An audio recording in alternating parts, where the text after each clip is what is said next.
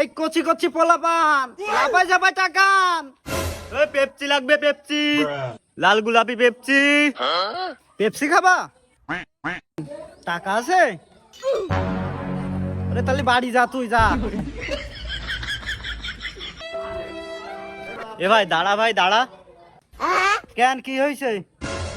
বাচ্চাটা দেখ ভাই কি করে টাকায় রয়েছে। ওই একটা পেপসি দে, 5 টাকায় তো দাম ভাই।